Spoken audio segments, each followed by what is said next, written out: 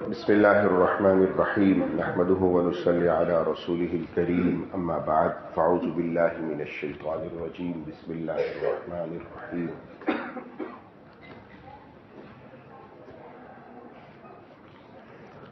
وقالت اليهود ليست النصارى على شيء وقالت النصارى ليست اليهود على شيء. کل سے ہم نے سورہ بقرہ کا آغاز کیا ہے. سورہ بقرہ کا بنیادی مضمون کیا ہے اس پر کل تفصیل سے بات ہو گئی تھی، اور اسی کے تناظر میں امت مسلمہ کی اس وقت جو مجموعی صورتحال ہے اس پر بھی کچھ گفتگو ہوئی، اور بنی اسرائیل سے ہمارے جو تعلق کی نوعیت ہے اس کا بھی کچھ ذکر ہوا.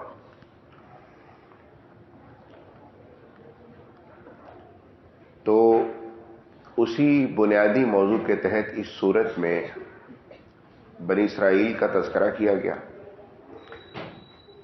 اور اس تذکرے میں صاحب تسہیل کے مطابق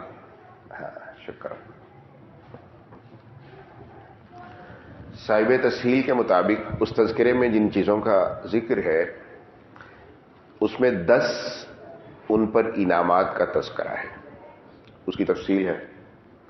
مثلا انعامات میں فرعون سے نجات دینا، سمندر سے پار کر دینا، فرعون کو غرق کرنا، اس کے بعد چشمے جاری کر دینا، آسمان بالکل چٹیل صحرا میں بادلوں کا سایہ دینا، من و سلوہ دینا، فلسطین جیسے شہر میں بغیر جنگ کے فتح کا وعدہ دے دینا.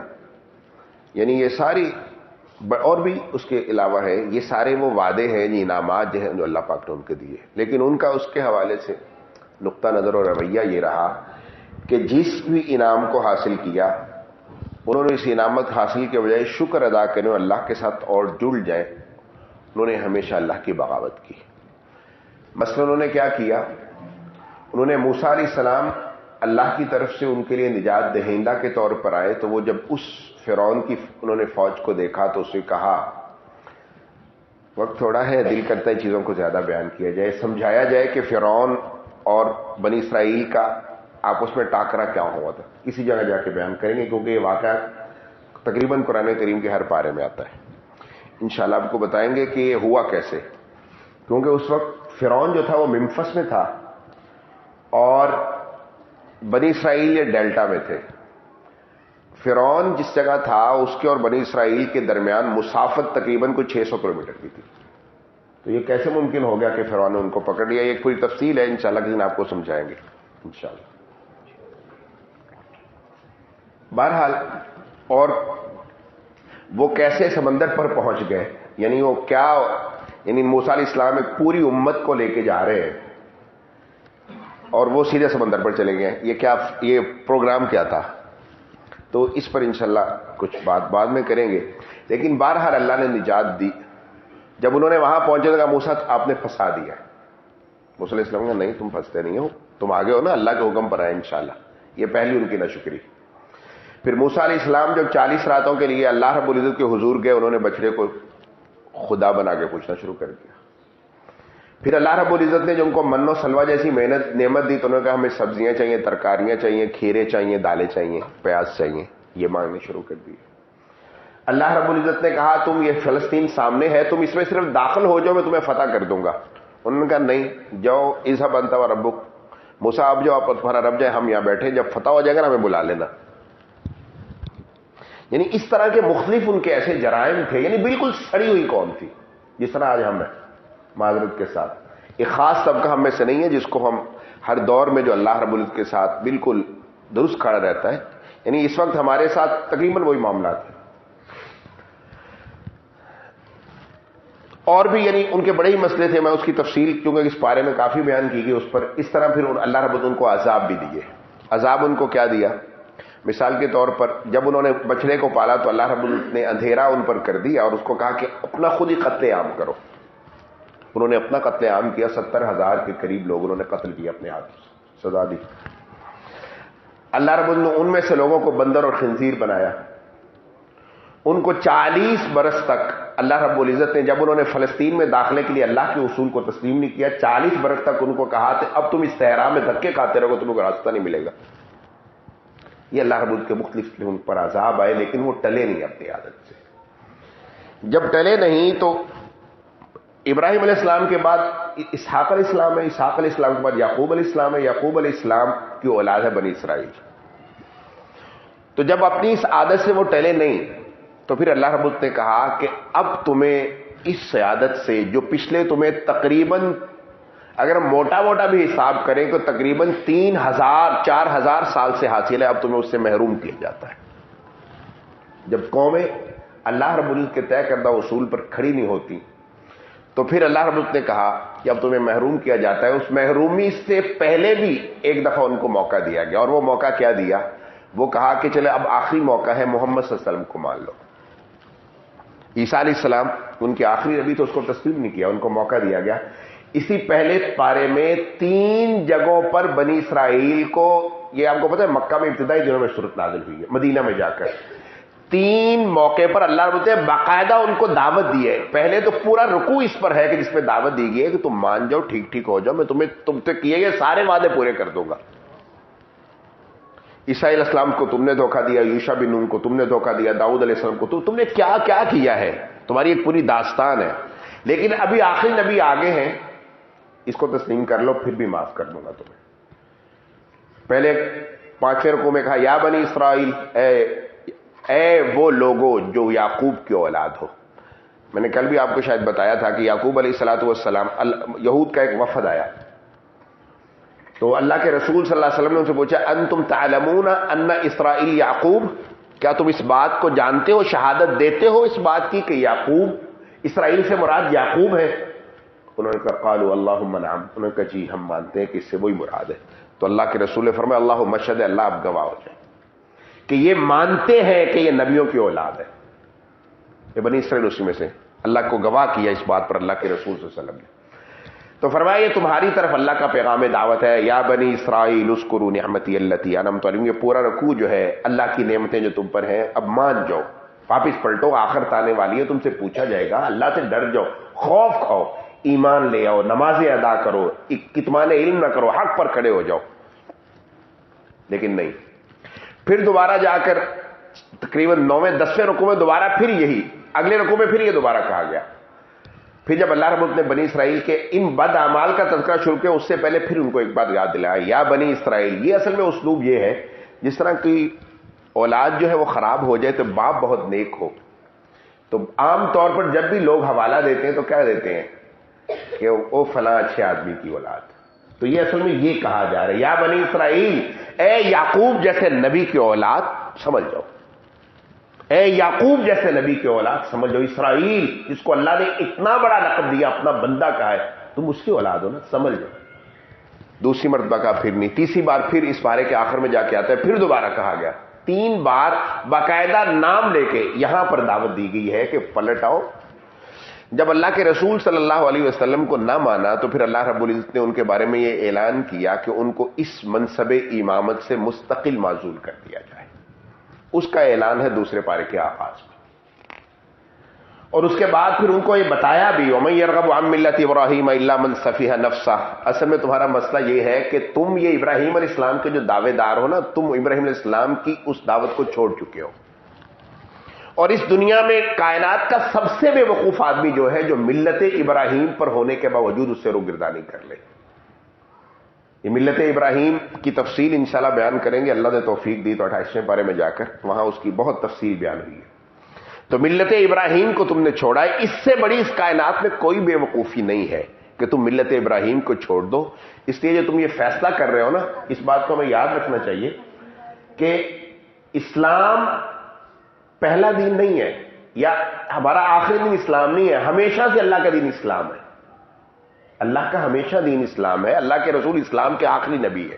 ابراہیم علیہ السلام کا دین بھی اسلام ہے نا، قرآن اس پہ بیان ہوا ہے کہ ان کو بھی یہی مطالبہ کیا گیا نا. انہوں نے بھی اپنی اولاد کی کہ مسلمان فوت ہونا ہے تم نے، تو اسلام تھا تو مسلمان فوت ہوں گے نا.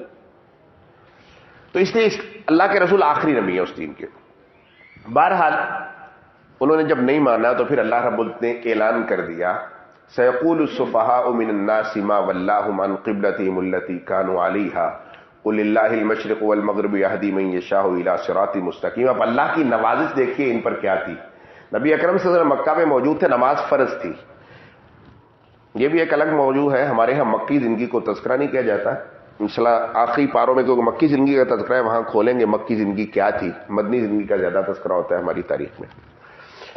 تو مکہ میں نماز فرض تھی اور 2 رکعت نماز تھی, اور 2 نمازیں تو اللہ کے رسول کی بعثت کے فوراً بعد فرض ہو گئی تھی. صحابہ اللہ کے رسول کے ساتھ پڑھا کرتے تھے. اس کے بعد ان 2 رکعتوں کو پھر جو ہے وہ سفر کی نماز کر دیا اور حضر کی نماز 4 رکعت کر دی گئی. فرض شروع سے تھی.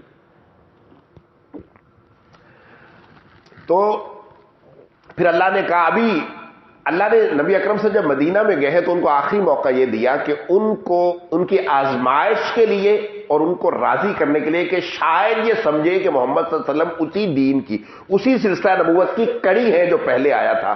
اللہ کے رسول صلی اللہ علیہ وسلم کو حکم دیا گیا. اب مکے میں آپ بیت اللہ کی طرف منہ کر کے نماز پڑھتے تھے, وہاں کہا کہ اب آپ بیت المقدس کی طرف جا منہ کر کے نماز پڑھے. کیوں؟ یہود وہاں رہتے ہیں, وہ ادھر منہ کرتے. یہود جو تھے وہاں آج نہیں رہ رہے تھے. یہود جہاں آئے اللہ کے رسول کے لیے تھے. مدینہ منورہ میں یہود آئے اللہ کے رسول کی وجہ سے تھے. یہود کیونکہ آپ کو پتا شرارتیں کرتے رہتے ہیں, ان کو مقروض بھی کیا ہوا تھا, مدینے والوں کو شرارتیں بھی کرتے تھے, اور مسلسل ابھی اللہ ذکر کریں گے, اسے ذکر کیا گیا ہے کہ جب ان کی آپس میں عربوں سے لڑائی ہوتی تو عرب آپ کو پتا جنگجو زیادہ ہیں, عرب مارتے تھے ان کو, تو یہ کہتے تھے کانوا یستفتحون علی الذین کفروا, یہ کہتے تھے جب محمد صلی اللہ علیہ وسلم آئیں گے نا ان سے ساتھ مل کر ہم تمہارا حساب کریں گے, جب آخری نبی وہ آئیں گے جس کے انتظار میں ہم بیٹھے ہیں. اس لیے اللہ نے یہاں کہا گیا الذین آتیناہم الکتاب یعرفونہ کما یعرفون ابناءہم, یہ جو اہل کتاب ہیں یہ آپ کو اور آپ کے دین کو اس طرح جانتے ہیں جس طرح اپنے بچوں کو جانتے ہیں. یہ کیا بات ہوئی؟ بچوں کو جاننے کا مطلب یہ ہوتا ہے کہ 10 لڑکے کھڑے ہو نا کہ انسان اپنے بیٹے کو درمیان سے پہچان لیتا ہے.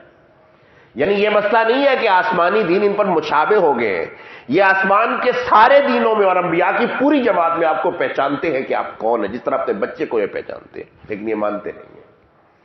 تو اس لیے اللہ رب العزت نے ان کے لیے اعلان کر دیا کہ اب کیونکہ ایمان اور اس ایمان کے ثمرات اور اس کی بنیاد پر کھڑے ہونے والا نظام فکر اور اس کی بنیاد پر کھڑے ہونے والے عبادت کا پورا نظام اور اخلاقیات کا پورا نظام تم اسے دستبردار ہو چکے ہو, لہذا اب دنیا کی قیادت تم سے چھین لی گئی ہے, اب محمد صلی اللہ علیہ وسلم اور ان کی امت کے سر پہ رکھ دی گئی ہے. اس لیے 17 مہینے تک اللہ کے رسول صلی اللہ علیہ وسلم کو کہا بیت المقدس کی طرف دیکھے, ان کے رویے دیکھے کیا ہے. اب یہاں 2 لوگوں کی آزمائش تھی. اہل مکہ کو اللہ بیت اللہ سے بہت پیار تھا, مہاجرین کو ابراہیم علیہ السلام کا بنایا ہوا گھر ہے اور اہل مکہ کی ایک تاریخ ہے, اس کے ساتھ خادم ہے. ان کو ایک بہت بڑا رنج تھا, دل میں ایک تکلیف تھی کہ ہمارے قبلہ کو چھوڑ کر بیت المقدس کو, لیکن یہودیوں کو خوشی تھی کہ محمد صلی اللہ علیہ وسلم نے آ کے ہماری موافقت کی ہے. لیکن یہ موافقت اس لیے نہیں تھی, یہ اس لیے بتانے کے لیے تھی کہ تم اس بات کو سمجھو کہ محمد صلی اللہ علیہ وسلم انبیاء کے اسی سلسلے کی کڑی ہے اور تم ان کو مان لو, تمہیں موقع دیا جا رہا ہے 16 مہینے. اور جبکہ وہ اپنی کئی نسلیں یہاں کھپا بیٹھے تھے اللہ کے رسول کے انتظار میں. جب انہوں نے کہا, اللہ کے رسول کے دل میں بھی خلق تھا, آپ بھی ہاشمی تھے, مکے کے رہنے والے تھے, آپ بھی بیت اللہ سے بڑی محبت کرتے تھے. قرآن نے اس کا پورا نقشہ کھینچا ہے. قد نرى تقلب وجهك في السماء, اے پیارے حبیب آسمان میں آپ اپنی حسرت بھری نگاہیں جو اٹھا کے دیکھتے تھے نا, اور مکہ کو دیکھ کے آپ کے دل میں محبت امڑتی تھی, ہم نے آپ کی اس تڑپ اور اضطراب کو جانچ لیا ہے. قد نرى تقلب وجهك في السماء, یہ آپ کا چہرہ پھرتا رہتا تھا نا, کبھی آپ ادھر مکے کو دیکھتے تھے, پھر آسمان کو دیکھتے تھے, مکے کو دیکھتے تھے, آسمان کو دیکھتے تھے. ہم دیکھ رہے تھے آپ کے اندر کیا ہو رہا تھا. آپ کو بیت اللہ سے جو محبت ہے وہ محبت امڑ رہی تھی, لیکن آپ اللہ کے حکم کے سامنے اس طرح سرے تسلیم خم تھے کہ اپنی آرزو کا اظہار بھی کھلے لفظوں سے نہیں کر سکتے کہ اللہ کا حکم آ گیا کہ چھوڑ دو اس کو. یہ اصل میں 2 چیزوں کا امتحان تھا. ایک تو مہاجرین کا امتحان تھا کہ وہ یہ سمجھے کہ اصل اللہ کا حکم ہے اور اللہ رب العزت کی بات ماننا ہے, یا اصل قبلہ یا جہتے ہیں. پہلی بات ان کو تو وہ تو کامیاب ہو گیا, اللہ کے رسول نے ادھر منہ کیا تو انہوں نے ادھر کر لیا. اور یہود کا امتحان یہ تھا کہ تم بھی سمجھو اللہ کے رسول آخری نبی ہے, وہی نبی ہے جن کو تم پہچانتے ہو. لیکن یہود کی بدبختی اپنی جگہ سلامت رہی اور وہ نہ ہٹے. حضرت عمر رضی اللہ تعالیٰ عنہ, حضرت عبداللہ ابن سلام جو کہ آپ کو پتہ یہودی بہت بڑے عالم تھے, نبی اکرم صلی اللہ علیہ وسلم پر ایمان لے آئے، بہت بڑے صحابی، اللہ کے رسول نے آپ کو دوہرے اجر کی خوشخبری کہ آپ کو اللہ نے دوہرا اجر دیا ہے، آپ پہلے نبی پر بھی ایمان لائے، مجھ پر بھی ایمان لائے۔ تو عمر رضی اللہ تعالیٰ نے ایک دن پوچھا کہ قرآن کی یہ جو آیت ہے کہ الذین آتیناہم الکتاب یعرفونہ کما یعرفون ابناءہم، کہ تم، اللہ نے کہا ہے کہ تم اپنے اللہ کے رسول کو اس طرح پہچانتے ہو جس طرح اپنے بیٹوں کو پہچانتے ہو، کیا مطلب اس وقت ایسے ہی اللہ کے رسول آپ کے لیے؟ انہوں نے کہا نعم و اکثر، انہوں نے کہا یہ جو اللہ نے کہا ہے ٹھیک ہے، جو اللہ نے کہا ہے نا بیٹے، اس سے بھی زیادہ ہم اللہ کے رسول کو پہچانتے ہیں۔ لیکن اگلا مسئلہ قرآن ہے کہ وَإِنَّ فَرِيقًا مِّنْهُمْ لَيَكْتُمُونَ الْحَقَّ، مسئلہ یہ ہے کہ وہ اس حق کو کھولتا نہیں ہے، اگر وہ کھول دے گا تو سارے یہودی مسلمان ہو جائیں گے۔ اس طرح اللہ کے رسول کو پہچانتے تھے، یعنی اپنے بیٹوں سے بھی زیادہ، باقاعدہ پوچھا، اپنے بیٹوں سے بھی زیادہ، فرمایا اس سے زیادہ پہچانتے تھے۔ اور پھر انہوں نے کہا مجھے پتا ہے نزل امین من السماء علی امین فی الارض، مجھے پتا ہے کہ آسمان کا سب سے امین زمین کے سب سے امین پر روز نازل ہوتا ہے، مجھے اس بات کا یقین ہے، یہ ہماری کتابوں میں موجود ہے۔ یہ ایک یہودی عالم کی شہادت تھی، لیکن یہود کو اس بات کی نہیں۔ اب اللہ پاک نے وہ قیادت جب دوبارہ قبلہ تبدیل کیا، اللہ اکبر، یہ بھی ایک عجیب جماعت تھی صحابہ کی، میں تو پاگل ہو جاتا ہوں جب سوچتا ہوں ان کو، کیسے لوگ تھے۔ جب قبلہ تبدیل ہوا، ادھر ان کی آزمائش ہو رہی ہے، اللہ کے رسول کو حکم ہوا ظہر یا عصر کی نماز کی، مفسرین میں اختلاف ہے، یا ظہر میں چینج ہوا ہے، زیادہ کہتے ہیں عصر میں چینج ہوا کیونکہ قباء والوں کو اگلے دن پتہ چلا، بعد کہتے ہیں ظہر میں تبدیل ہوا، اور قبلتین والا جو معاملہ ہے یہ عصر کا ہے۔ ایک صحابی اللہ کے رسول کے ساتھ نماز پڑھ کے پہنچے تو مسجد قبلتین آپ کو پتا ہے جو مدینہ میں ایک مسجد ہے، بنو ایک قبیلہ تھا اس کی، وہاں لوگ نماز پڑھ رہے تھے، ایک شخص نے دیکھا کہ وہ تو بیت المقدس کا منہ کر کے نماز پڑھ رہے ہیں۔ اگر آپ کو جغرافیہ کا علم ہو تھوڑا سا، مکہ مکرمہ مدینہ کے جنوب میں ہے، اور بیت المقدس جو ہے وہ مدینہ کے شمال میں ہے، ٹھیک ہے جی، جنوب شمال اس طرح ہے، اور مشرق مغرب، آپ کو اگر مشرق میں مدینہ کے ایران ہے اور اس وقت مغرب میں مصر ہے، تو یہ نہیں تھا تھوڑے سے پیچھے ہوئے تھے۔ حدیث میں آتا ہے کہ جب اس نے کہا کہ صلیت خلف رسول اللہ صلی اللہ علیہ وسلم الظہر، میں نے اللہ کے رسول کے پیچھے نماز پڑھی ہے، وکان رسول اللہ صلی اللہ علیہ وسلم یستقبل بیت اللہ، اللہ کے رسول نے تو بیت اللہ کی طرف منہ کر کے نماز پڑھی، بیت المقدس طرف، صحابہ نماز میں کھڑے تھے، وہیں سے پھر گئے، نماز ہی پوری نہیں کی، 2 رکعتیں جو کی تھی وہ بیت اللہ کی طرف پڑھی، 2 ادھر پڑھی بیت المقدس کی طرف۔ اور حدیث میں باقاعدہ لفظ ہے عورتوں کی جگہ مرد چلے گئے، مردوں کی جگہ عورتیں آ گئی، آگے پیچھے تھی نا سند بالکل الٹ تھی، جہاں مرد کھڑے تھے وہاں عورتیں چلی گئی، عورتیں کھڑی تھی مرد آ گئے۔ یہ اطاعت تھا اللہ کے رسول صلی اللہ علیہ وسلم کے حکم کی۔ اور اس سے ایک اور بات ثابت ہوتی، صحابی سارے سچے ہوتے ہیں، اکیلا صحابی بھی بات کرے اللہ کے رسول کے بارے میں عادل ہوتا ہے۔ کتنے لوگوں نے گواہی دی تھی کہ قبلہ بدل گیا ہے؟ بعض لوگ کہتے ہیں نا ایک صحابی کی بات خبر واحد حجت نہیں ہوتی، یہ ایک بہت بڑا علمی مسئلہ ہے، ایک دھوکہ ہے۔ اکیلے صحابی نے وہاں کھڑے ہو کے کہا تھا، اور صحابہ کی پوری جماعت نے اپنا قبلہ تبدیل کر لیا۔ قبلہ تبدیل کرنا چھوٹا مسئلہ ہے؟ انہوں نے کہا صحابی عادل ہوتے ہیں، صحابی کی ہر بات سچ ہوتی ہے، اور صحابی ایمان کے اعلیٰ درجے پر زندہ ہوتا ہے، وہ صحابی سے کبھی جھوٹ نہیں بولا جاتا جان بوجھ کر۔ اس لیے امت کا عقیدہ ہے اہل سنت کا، صحابہ کلہم عدول، صحابہ سب کے سب سچے ہیں، اور کوئی شخص، ہمارے ایک دوست ہیں آج میرے سامنے بیٹھے، انہوں نے اگلے بیان کیا، میں نے وہ بات علماء کے سامنے بیان کی تو انہوں نے کہا یار کیا خوبصورت بات، کوئی بھی آدمی جو صحابہ کے درمیان تقابل کرتا ہے وہ یا رافضی ہوگا یا ناصبی ہوگا، یا وہ صحابہ کا دشمن ہوگا یا بعض صحابہ کا دشمن ہوگا بعض کا دوست ہوگا، تقابل نہیں، سب عدول ہیں، امت کا اتفاق ہے، صحابہ پر بحث نہیں کر رہا، اکیلے صحابہ نے کی، سارے صحابہ نے نماز میں ہی تبدیل کر لی، اور ان کو اس بنیاد پر کیا ہے اللہ کے رسول صلی اللہ علیہ وسلم کی طرف سے عزت ملی کہ اس قدر فرمانبردار لوگ، وہی کہتے ہیں یار یہ نماز تو پڑھ لیں اگلی نماز میں دیکھیں۔ تو یہ اصل میں قبلے کی تبدیلی جو ہے نا یہ منصب امامت کی تبدیلی ہے، اور اس کی بنیاد کیا ہے؟ ایمان، کہ ایمان اب جس قوم میں موجود ہے وہ ہے اصل میں مہاجرین اور انصار کی جماعت۔ یہود میں ایمان نہیں رہا، عیسائیوں میں ایمان نہیں رہا، جس میں ایمان ہوگا دنیا کی قیادت اور امامت اب اس کا حصہ ہے۔ اور ایمان کن میں تھا؟ اللہ کے رسول کی پیروی کنہوں نے کی تھی؟ مہاجرین اور انصار میں، انہوں نے نہیں کی تو وہ ختم ہو گئے۔ اس لیے اصل مسئلہ جو دنیا میں ہے وہ ایمان ہے. ایمان ہوگا تو زندہ رہیں گے, ایمان ختم ہو جائے گا تو. اس لیے یہاں قبلہ کی تبدیلی جو ہے یہ دراصل اس بات کی طرف اشارہ ہے کہ قیادت اب تبدیل ہوگی. اللہ رب العزت نے تاج قیادت امت کی محمدیہ کے سر پر رکھ دیا ہے. اس لیے اگلے آپ دیکھیں, اگلے اس کے بعد اللہ کے رسول دنیا سے چلے جاتے ہیں تو عرب فتح ہو چکا تھا. اگلے 15-20 سال میں, 30 سال میں صحابہ آدھی دنیا تک پہنچ گئے تھے, اور ان کا ایک ہی نعرہ تھا. یہ بتایا صحابہ رضوان اللہ علیہم نے اپنے عمل سے. جب صحابہ ایران پہنچے ہیں تو ایران کے بڑے بڑے سلار, اللہ کے رسول صلی اللہ علیہ وسلم نا, ہمیں سمجھ نہیں آتے اللہ کے رسول کتنے بڑے نبی ہیں, اور اللہ کے رسول نے کیا کیا ہمیں سمجھ نہیں آتا. اس کی وجہ یہ ہے کہ اللہ کے رسول جس دور میں بھیجے گئے ہمیں اس دور کا نہیں پتا. ہم سمجھتے ہیں پتہ کیا تھا, ایک جنگل سا تھا, ایک سرات ہی ریت, کچے مکان تھے, درمیان میں اللہ کے رسول آ گئے, ان کو تھوڑا ایمان میں سکھایا. اور آپ کو پتہ نہیں دنیا کی حالت کیا تھی اس وقت. اس وقت پورے عرب کے ارد گرد کون سی تہذیب کھڑی تھی اس کا آپ کو اندازہ نہیں. اتنی بڑی تہذیب کھڑی تھی کہ آج تک اس کو مٹایا نہیں جا سکا. آج تک یہ 1960 کی جو میراتھن ریس ہوئی تھی نا, وہ اس سڑک پر ہوئی ہے جو اللہ کے رسول کے دور میں بنی ہوئی تھی. 1960 کی میراتھن روم میں جس سڑک پر ہوئی ہے میراتھن ریس کا پتہ ہے نا, یہ سارے انسان کتے ہو جاتے ہیں, یعنی سب ایک ہی طرح ہو جاتے ہیں نا جی. میراتھن ریس جو 1960 کی میراتھن ریس اس سڑک پر ہوئی ہے جو اللہ کے رسول کے دور میں بنی ہوئی تھی. آپ سوچ سکتے ہو تہذیب کتنی بڑی تھی. تو اللہ کے رسول صلی اللہ علیہ وسلم کا ہمیں اندازہ نہیں ہوتا اللہ کے رسول کتنے بڑی. اللہ کے رسول اس وقت دنیا میں 1000 سال کھڑی ہوئی تہذیب کو اللہ کے رسول نے جڑوں سے اکھاڑ دیا تھا. ہمیں اندازہ نہیں ہے وہ تہذیب کیا تھی. انشاءاللہ اللہ پاک کوئی تفصیل موقع دیں, وقت سب ختم ہو گیا تو موقع دیں تو انشاءاللہ اس پر بات کریں گے. اللہ پاک انشاءاللہ کوئی موقع دیں گے انشاءاللہ قرآن سننے کا.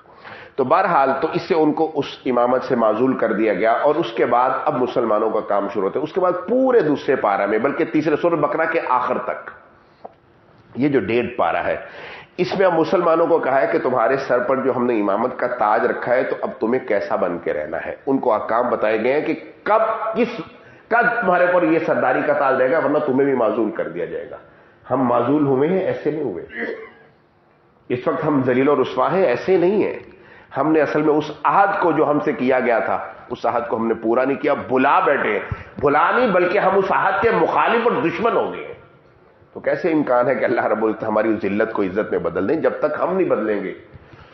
وہ ہے نا, ان اللہ لا یغیر ما بقوم حتی یغیروا ما بانفسہم. افراد بدلتے ہیں تو قومیں بدلتی ہیں, قومیں بدلتی ہیں تو اللہ کے فیصلے بدلتے ہیں. اس لیے مسئلہ یہ نہیں ہے کہ فلاں گنہگار ہے, فلاں میں گنہگار ہوں, خود فاد اللہ مراد گنہگار ہے, اب میں سے ہر شخص گنہگار ہے, اس کی وجہ میری ترجیحات ایمان نہیں ہے. اس کے بعد پھر سب سے پہلے ان کو کیا کہا گیا, امامت کے لیے ضروری چیزیں کیا ہے. تو سب سے پہلی جس بات کی گئی امامت جہاں سے شروع کی گئی ہے وہ یہاں سے شروع کی گئی ہے. سب سے پہلا کام یہ ہے جو ہمیں سمجھ نہیں آتا, ہم اس کو صوفیانہ مزاج سمجھتے. پہلے اللہ نے بات کی, سب سے پہلے یہ کہ میرا ذکر زیادہ کیا کرو. عیسیٰ علیہ الصلوۃ والسلام کوئی احکام نہیں لے کے آئے تھے. احکام کا مطلب ہے روزہ رکھنا, نماز پڑھنا, قتل کا کیا حکم ہوگا. عیسیٰ علیہ السلام کوئی حکم نہیں لے کے آئے تھے, یہ سب نازل ہو چکے تھے پہلے. عیسیٰ علیہ السلام صرف یہ بتانے آئے تھے کہ اصل میں یہ حکم کوئی بات نہیں ہوتی, حکم کے اندر روح ہوتی ہے جس کو توحید اور نظریہ کہتے ہیں. تمہارے اندر وہ ختم ہو گئی ہے.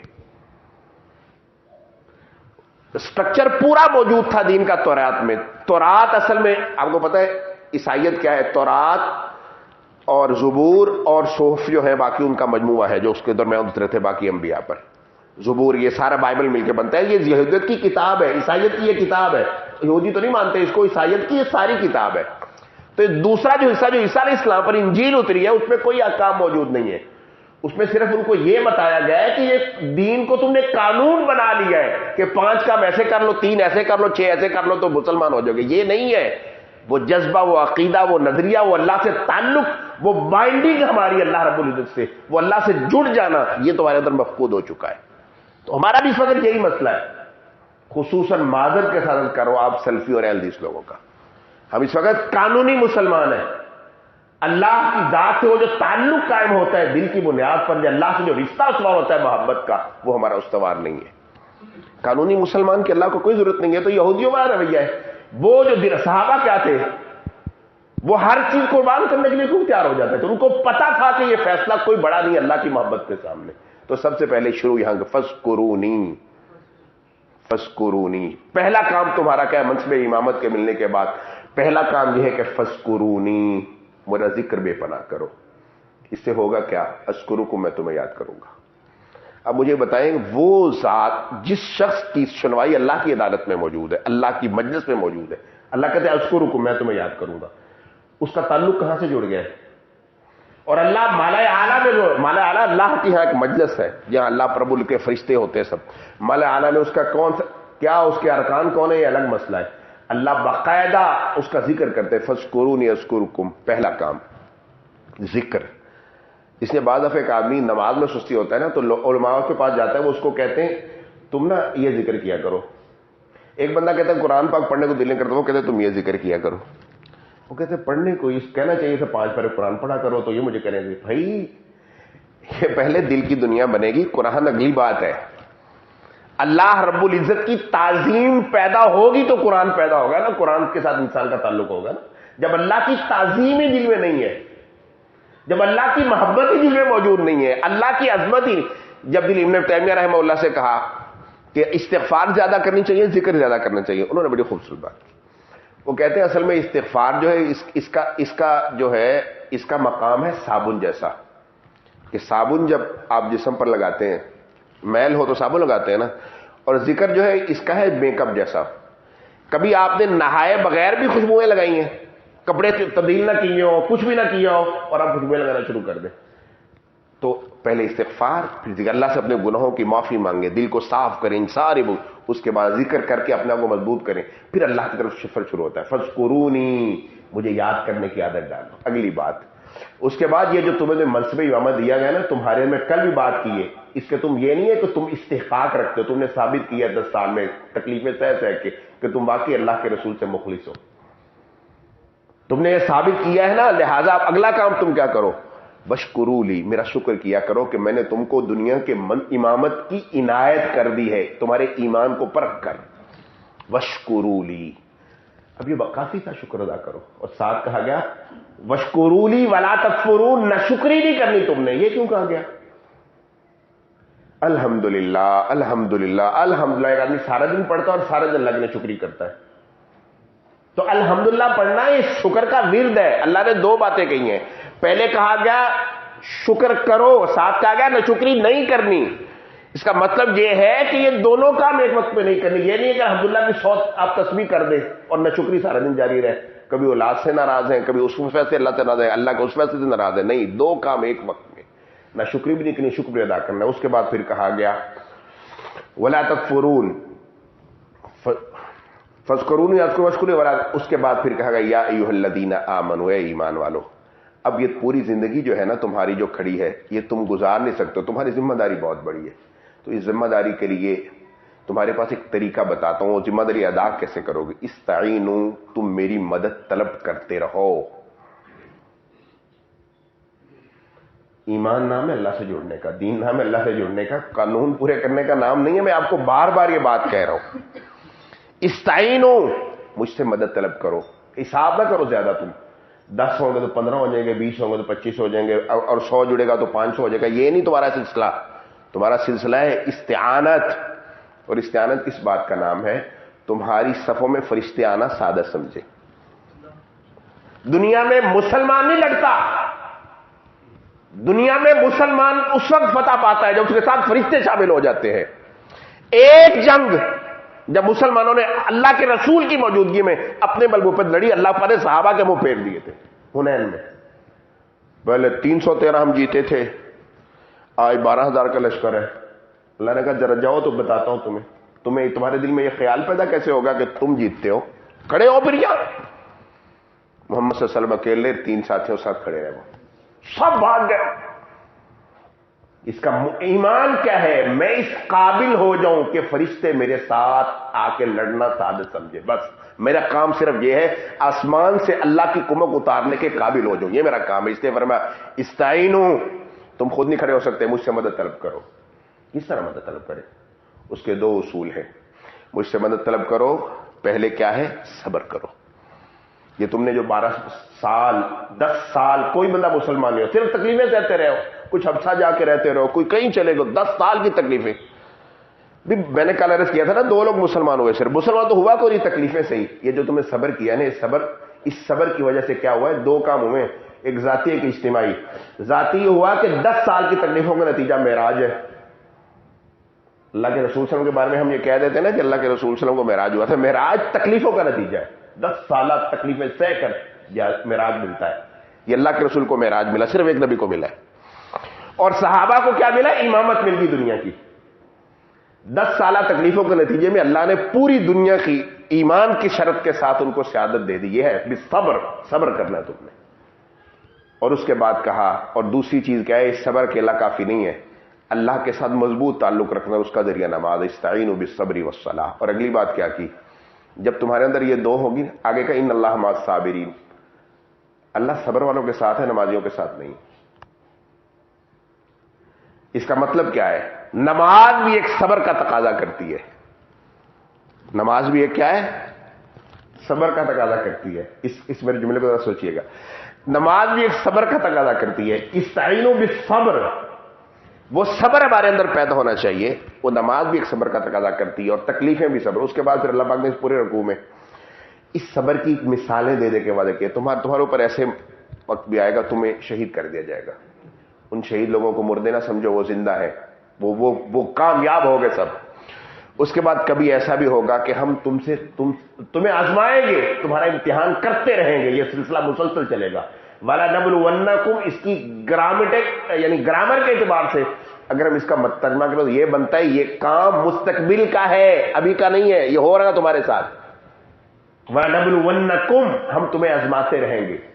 بِشَيْءٍ، چھوٹی چھوٹی چیزوں سے، بڑا نہیں آزمائیں گے، چھوٹی چھوٹی چیزوں سے آزمائیں گے. کبھی کیا کہ تمہارے مال کم ہو جائیں گے، کبھی تمہاری جانیں کم ہو جائیں گی، کبھی تمہارے ثمرات پھل کم ہو جائیں گے، کبھی بھوک تاری ہو جائے گی، کبھی کچھ ہو جائے گا. آزماتے رہیں گے. لیکن یہ نہیں کریں گے کہ ایسا ہوگا تم سب کو مار دیں گے، ایسا نہیں ہوگا. آزمائیں گے، تمہیں ہلائیں گے. اس موضوع کو قرآن کریم نے بہت بیان کیا ہے. ہاں پھر فرمایا بشیر الصابرین، اور صبر کرنے والے کیا ہوتے ہیں؟ وہ ہوتے ہیں کہ جو خوشخبری ان کے لیے صبر کریں گے. الذین اذا اصابتهم مصیبہ، ان کا رویہ کیا ہوتا ہے جب ان پر مصیبت آتی ہے.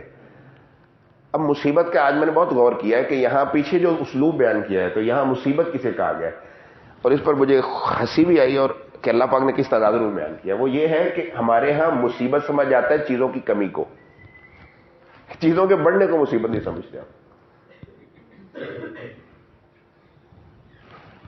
یہی ہے نا. اللہ نے کہا اللہ دیدہ اصابت مصیبت، جب تمہاری چیزیں کم ہوں، ہماری چیزوں کے کم ہونے کو ہم مصیبت سمجھتے ہیں. کبھی ہم نے سوچا ہے مثال کے طور پر میری حیثیت تو تھی کہ میرے 2000 مجھے کافی تھا اور مجھے 2 لاکھ مل گیا، میں نے کبھی سوچا یار یہ تو مصیبت ہے؟ میں اسے کامیابی سمجھتا ہوں. جبکہ ہے وہ بھی مصیبت ہے، وہی مصیبت ہے. الذین اذا اصابت مصیبت، انہیں کوئی بھی مصیبت پہنچ جائے، کوئی زیادہ کثرت مل جائے ایک نئی مصیبت، وہ اللہ رسید کے لیے کرتے ہیں، وہ زیادہ مشکل ہے. اور قلت ملے دوسری مصیبت. ان کا دونوں حالتوں میں رویہ یہ ہوتا ہے انا للہ و انا الیہ راجعون. میرا تعارف ایک ہے، میں اللہ کا ہوں. یہ ہے ایمان. میرا ایک ہی تعارف ہے، میں اللہ کا ہوں. انا للہ، ہم سب اللہ کے ہیں، یہ میرا تعارف ہے. کیا مطلب اس بات کا؟ مطلب یہ ہے کہ یہ دنیا میں ہی ہے نا جو کچھ ہے، میرا تو گھر اللہ کے پاس ہے. وہ انا الیہ راجعون، میں وہاں چلا جاؤں گا. اللہ فرماتے ہیں پھر جب اس کا رویہ یہ ہوتا ہے تو پھر اللہ کے اولئک علیہم صلوات من ربہم، اللہ فرشتوں کی مجلس لگاتے ہیں اور کہتے ہیں یہ جو بندہ ہے نا، یہ دیکھو میرا کتنا پیارا بندہ ہے. صلات کا مطلب یہ ہوتا ہے جب اللہ کی طرف نسبت ہو. صلات کا مطلب ہوتا ہے اللہ فرشتوں کی مجلس لگاتے ہیں، وہاں اس بندے کا تذکرہ کرتے ہیں. اولئک علیہم صلوات من ربہم، پھر اللہ کی طرف سے رحمتیں ہوتی ہیں. اولئک المہتدون، اور ان کو کیا ہے؟ یہ ہدایت والے لوگ ہوتے ہیں. اس کے بعد صفا مروہ کا تذکرہ ہے درمیان میں. وہ میں نے آپ کو پہلے بتایا تھا کہ ایک موضوع نہیں چلتا قرآن کریم مختلف موضوع کا. اس کی وجہ بھی ہے، اصل میں اس خاص ایک تناظر ہے. اس کے بعد پھر یہ بنیادی کچھ باتیں صبر کی تلقین کی. اس کے بعد پھر اصل تعلیمات شروع ہو جاتی ہیں. وہ شروع ہوتی ہیں یہاں سے وَإِلَٰهُكُمْ إِلَٰهٌ وَاحِدٌ. سب سے پہلے توحید، یہ ہے تمہارا ایمان، یہاں سے شروع ہوگا. وَإِلَٰهُكُمْ إِلَٰهٌ وَاحِدٌ، توحید الوہیت سے کام شروع ہے. یاد رکھو تمہارا معبود برحق صرف ایک ہے. اس کا مطلب کیا ہے؟ معبود حق کا مطلب ہے، سادہ مطلب کر رہا ہوں جو سب کو سمجھ آئے انشاءاللہ، جس کے لیے زندگی بھر میں ہر چیز مجھے قربان کرنی اور جس کی مرضی میری زندگی پہ چلے گی، وہ ایک ذات ہے ہر سطح پر۔ معبود اس ذات کو کہتے ہیں جس کی مرضی میری زندگی کی ہر فیصلے پر مسلط ہو، ہر فیصلے پر مسلط ہو، وہ معبود ہوتا ہے۔ تمہارے اوپر مسلط صرف ایک مرضی ہے، وہ اللہ کی مرضی ہے۔ یہ مطلب الہکم الہ واحد کا، لا الہ الا هو الرحمن الرحیم۔ اس کے علاوہ معبود بھی کوئی نہیں ہے، اس کے زیادہ رحمت بھی کوئی نہیں ہے۔ اس کی رحمت میں سے تم چل رہے ہو اور اس کی معبودیت کو جانو، تم غلام محض ہو اس کے۔ اور اس کے بعد اس کی دلیلیں دی ہیں یہ بھی، اس کے بعد لا الہ، یہ توحید اسماء و صفات ہے، اللہ کی بہت خوبیاں، رحمان اور رحیم بیان کی ہے۔ پھر توحید ربوبیت بیان کی، ان فی خلق السماوات والارض واختلاف اللیل والنہار، اس کائنات میں تخلیق بھی اللہ کی ہے، آسمان بھی اللہ کے ہیں، زمینیں بھی اللہ کے ہیں، دن بھی اللہ کا ہے، رات بھی اللہ کے، سمندر بھی اللہ کے، خشکیاں بھی اللہ کی ہیں، زندگی بھی اللہ دیتے ہیں، مارتے بھی اللہ ہیں، ہوائیں بھی اللہ کے حکم سے چلتی ہیں۔ یہ سارے نظام سمجھنے والے ہیں انشاءاللہ۔ ہوائیں بھی اللہ کے نظام سے چلتی ہیں، بادل بھی اللہ کے، سب کچھ اللہ رب العزت کر رہے ہیں۔ یہ کائنات اللہ کے حکم سے چل رہی ہے، کل یوم ہو فی شان، روزانہ اللہ رب العزت کوئی کائنات کو چلانے کی تدبیر فرماتے ہیں۔ یدبر الامر کلہ، یدبر الامر کلہ کا مطلب ہے کوئی معاملہ ایسا نہیں ہے جس کا اللہ پلان کر کے روزانہ چلاتے نہ ہو۔ حتیٰ کہ اہل عقیدہ نے، امام طحاوی نے اس بات کو بہت کھول کے لکھا ہے، اللہ آپ کو توفیق دے، آپ سب وہاں پہنچے کہ آپ طحاویہ کو پڑھیں، وہ بڑی کتاب ہے۔ وہ کہتے ہیں کہ کوئی بھی آدمی نماز کے لیے اٹھا، اذان ہوگی، میں نے ارادہ کیا نماز کا، اب میں نمازی ہوں 5 وقت کا، اب میں نماز میں آنا چاہتا ہوں، اس میرے ارادے اور نماز پڑھنے کے دوران اللہ حائل ہو جاتے ہیں۔ اگر اللہ پسند فرمائے تو میں نماز پڑھوں گا، ورنہ اللہ نہ پسند فرمائے تو میں نماز کے لیے آ ہی نہیں سکتا۔ اللہ اتنے حائل ہوتے ہیں میرے اور میں نے ارادہ کیا کہ کسی پر ظلم کروں، اب اس کے میرے اس ارادے اور عمل کے درمیان اللہ حائل ہو جاتے ہیں۔ اگر اللہ اجازت دیں گے تو ظلم کر سکوں گا، ورنہ میں نہیں کر سکتا۔ اللہ اتنے میرے ہر کام میں اللہ داخل ہے۔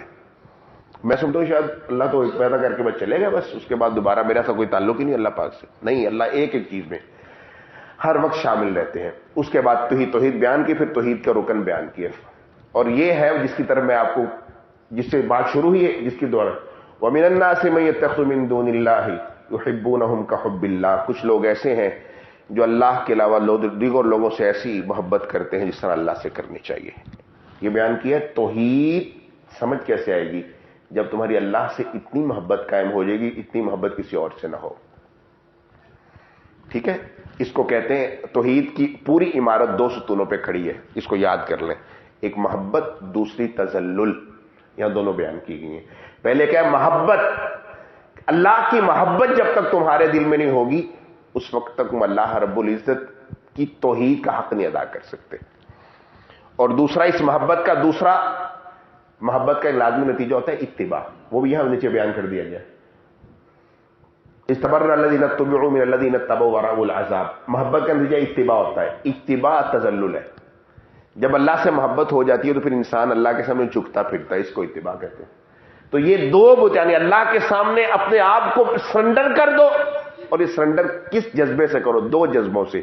ایک یہ کہ اب آپ کو اس بات کا احساس ہو جائے کہ ہم بے حقیقت ہیں، اور دوسرا یہ کہ اللہ کی محبت میں مجبور ہو کے اس کے علاوہ کچھ اور کر ہی نہ سکے۔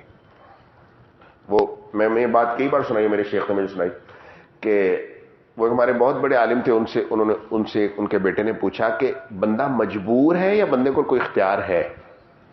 وہ کہنے لگے بیٹا بندہ مجبور ہے۔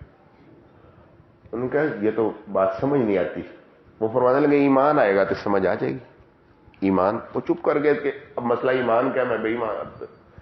کہتے میں نے اس پر بہت سوچا، پھر بعد میں جا کے بات سمجھ آئی کہ کیا مسئلہ ہے یہ کہ ایمان آئے گا۔ تو ایمان جب تھوڑا سا سمجھ آئی تو پتہ چلا کہ اصل میں میرے یہ مسجد سے نکلنے کے 2 دروازے، ایک یہ ہے کہ وہ ہے۔ یہاں اگر آپ کھڑے ہو، باہر بندے گنے لے کے کھڑے ہوں کہ جو اس دروازے نکلے گا اس کو قتل کر دیا جائے گا، تو میرے پاس کتنی چوائسز ہیں؟ نہیں، دروازے تو 2 کھلے ہیں۔ ہاں، بس میرے پاس ایک ہی چوائس ہے، اور وہ یہ ہے کہ میں جہنم میں نہیں جانا چاہتا۔ ایک دروازے کے سامنے جہنم ہے، ایک سامنے جنت ہے۔ میرے پاس ایک ہی چوائس، اللہ کی مان لوں ورنہ مارا جاؤں گا۔ تو یہ ہے، انسان مجبور ہے اس بات پر اللہ کی مان کے زندہ رہے، اس کے علاوہ انسان کے پاس کوئی آپشن ہی نہیں۔ تو اللہ رب العزت یہ ہمیں سمجھا دے کہ ہمارے پاس اس کے لیے کوئی آپشن نہیں ہے. اور یہ کیا ہے؟ محبت اور تسلل. یعنی اللہ کے لیے انسان اپنے آپ کو بالکل بے بس کر دے. اللہ جیسے آپ کہیں گے میں ویسے ہی چلوں گا. اس کا تذکرہ ہے. اس کے بعد پھر اگلی بات اس کے بعد یہ کہا ہے کہ جس نے اللہ کی محبت کو پانا ہے اور توحید کے سامنے اس کو سب سے پہلے اپنے آپ کو پاکیزہ کرنا ہے. نبی اکرم صلی اللہ علیہ وسلم پر پہلی وحی اتری جب آپ کو کہا گیا کہ دعوت دین دیں, جب آپ پر پہلی وحی اتری تو اس وحی میں آپ کو پہلا حکم دعوت سے پہلے کیا؟ پاکیزہ ہو. یا ایھا المدثر قم فانذر وربک فکبر وثیابک فطہر. پہلی وحی یعنی اقرا میں اللہ کے رسول کو یہ نہیں کہا کہ دعوت دے, دعوت کا حکم مدثر میں دیا گیا ہے. یہ دوسری وحی ہے نا. دعوت کے لیے اللہ کے رسول کو یہاں تو نبوت ملی ہے نا, یہاں کہا ہے آپ کا کام کریں. تو کیا کہا گیا؟ دعوت دے اور ساتھ کا ثیابک فطہر, پاکیزہ کیجیے اپنے آپ کو. یہاں اہل ایمان کو حکم دے, یا اہل ایمان کو نہیں سب انسانوں کو, کیونکہ اللہ کے مخاطب تو سارے انسان ہیں نا, اللہ کے رسول کی تو ساری امت ہے. یا ایھا الناس کلوا مما فی الارض حلالا طیبا, پاکیزہ کھاؤ. دو اعتبار سے پاکیزہ, ایک یہ ہے حلال رزق کا کمایا ہوا, دوسرا یہ کہ حرام میں سے نہ ہو. ہمارے ہاں دونوں ہی مسئلے ہیں. یا ایھا الناس کلوا مما فی الارض حلالا طیبا ولا تتبعوا خطوات الشیطان انہ لکم عدو مبین انما یأمرکم بالسوء اب اگر تم پاکیزگی پہ نہیں آؤ گے, عقیدے کی پاکیزگی اور رزق کی پاکیزگی پہ نہیں ہوگے, اس کا نقصان کیا ہوگا؟ اس کا نقصان یہ ہوگا کہ تمہارے اندر 3 برائیاں پیدا ہوگی. سب سے پہلی کہ تمہارا رہنما شیطان بن جائے گا.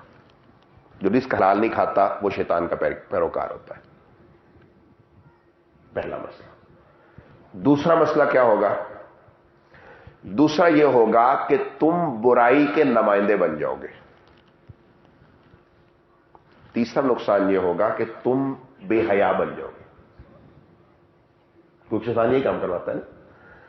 اور سب سے بڑا جو مسئلہ ہوگا, جس وقت جو آپ مشاہدہ کریں اس وقت معاشرے میں حرام بہت عام ہے, بینگ شینگ سب کچھ حرام, بہت حرام ہے. تیسرا جو سب سے بڑا مسئلہ پیدا ہوگا کہ تم اللہ پر تہمتیں لگاؤ گے. وَأَن تَقُولُوا عَلَى اللَّهِ مَا لَا تَعْلَمُونَ. کیا کہو گے؟ سب سے پہلے اللہ سمجھ نہیں آ رہا مجھے.